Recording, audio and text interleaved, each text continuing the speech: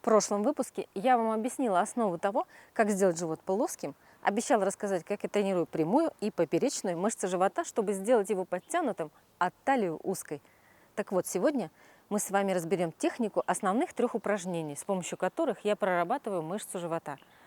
И первое из них – это скручивание. Учтите, пока вы не избавитесь от лишнего висцелярного жира, делать скручивание бесполезно и небезопасно. В этом случае мышцы живота находятся в супер растянутом состоянии. Сократиться они полноценно не могут. Если у вас очень много запасов на животе, вы однозначно будете выполнять скручивание за счет мышц ног и спины, а также вы будете давить на все свои внутренние органы и позвоночник. И еще хотела бы сказать, не выполняйте скручивание быстро и бесконтрольно. Пользы никакой. Я продемонстрирую выполнение упражнений на фрагментах из моей программы тренировок, которая выходит совсем скоро. Я выполняю их как дома, так и в тренажерном зале. Поехали!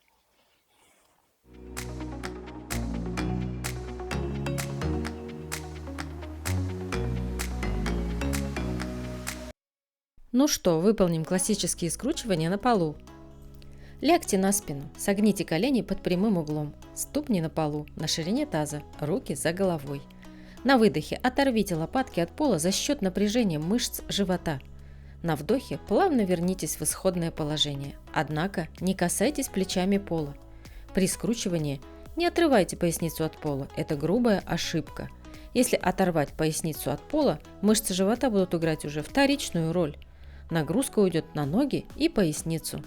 Положение рук определяет вашу степень нагрузки. Сложные руки за головой, средние руки скрещены на груди и легкое руки вытянуты перед собой. Начиная с момента, когда вы сделали полный выдох и напрягли пресс, до конца подхода вы должны сознательно держать живот в напряжении. Контролируйте дыхание. Это поможет лучше нагрузить мышцы и не позволит вам отрывать поясницу от пола. Если же вы выполняете с правильной техникой, то можно усложнить упражнение, например, лечь на платформу боссу, или использовать мяч, или держать ноги на весу. Но техника выполнения должна быть всегда одинаковой. Если после скручивания у вас болит шея или поясница, значит техника выполнения нарушена.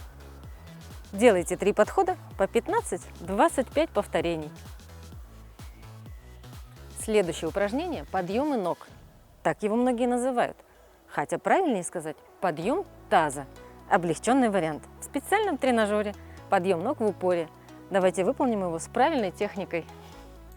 Выполним облегченный вариант с согнутыми ногами. Для выполнения упражнения примите положение в упоре на предплечье. Напрягите пресс и подтяните живот внутрь. Спину плотно прижмите к подушке. На выдохе за счет сокращения мышц живота и подтягивания таза к нижним ребрам поднимите ваши ноги. Для максимального сокращения бедра должны быть чуть выше горизонтального положения. По возможности медленно опуститесь в исходное положение. Сделайте вдох. Держите ноги слегка согнутыми в коленях. Так уменьшается работа мышц ног. Читинг или раскачивание в этом упражнении недопустимы. Ноги поднимайте только за счет мышц живота. Вниз ноги не бросайте, контролируйте движение. Не рекомендую тянуть носки, как балерина. Это подключит к работе квадрицепс. Для получения эффекта от упражнения необходимо научиться контролировать мышцы живота. Хорошая альтернатива данному упражнению – подъемы ног лежа на полу или на скамье.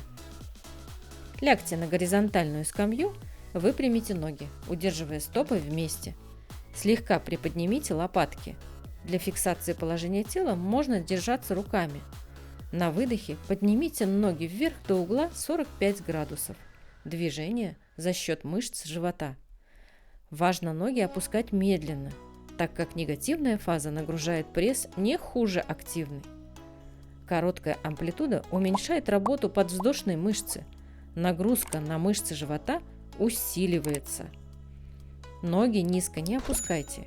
Если есть болевые ощущения в области поясницы, значит пресс выключен из работы. В конце подхода выполните удержание ног с максимальным напряжением прямой мышцы. При правильной технике это весьма эффективное упражнение. Выполняйте движение медленно и под контролем. Лучше сделать правильно 2-3 движения, и это будет эффективнее, чем вы сделаете быстро 10, 20 или 30 раз. Ну а сейчас популярная планка. Это статическое упражнение и подключает в работу все мышцы кора, и не только. Не нагружает суставы и позволяет оставаться в форме, так как 1 минута планки сжигает порядка 20 калорий. Упражнение планка. Примите упор лежа, опираясь только на ладони и пальцы ног. Кисти находятся под плечами.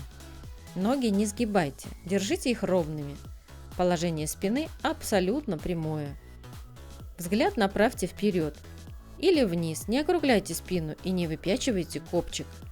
Пресс держите в максимальном напряжении, не расслабляйте. Дыхание спокойное, непрерывное.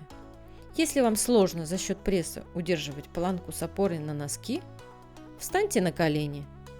Чуть сложнее вариант – это планка на коленях и локтях. Усложняется за счет уменьшения угла между корпусом и полом. Самый сложный вариант – это планка на локтях с опорой на носки. Стопы вместе. Планка хорошо прорабатывает пресс, а также мышцы плечевого пояса, рук, спины, ног и ягодицы. Повышает выносливость, ускоряет метаболизм. Выбирайте вариант исполнения по уровню вашей подготовки. При выполнении планки важно, чтобы мышцы пресса, спины, ног и ягодиц были в постоянном напряжении. Только так можно добиться максимального эффекта от упражнения. Начинайте от 20 секунд и постепенно увеличивайте время. Усложняйте упражнения. Ваши мышцы должны гореть и гудеть от напряжения. Чем дольше вы сможете удерживать позицию с такими ощущениями в мышцах, тем больший эффект вы получите. Тренируйте свое удовольствие. Думайте о том, какой положительный эффект вы получите после регулярных тренировок. А в следующем видео выполним несколько простых упражнений на растяжку мышц живота. Всем здоровья, красоты и высокого качества жизни в любом возрасте. До скорой встречи!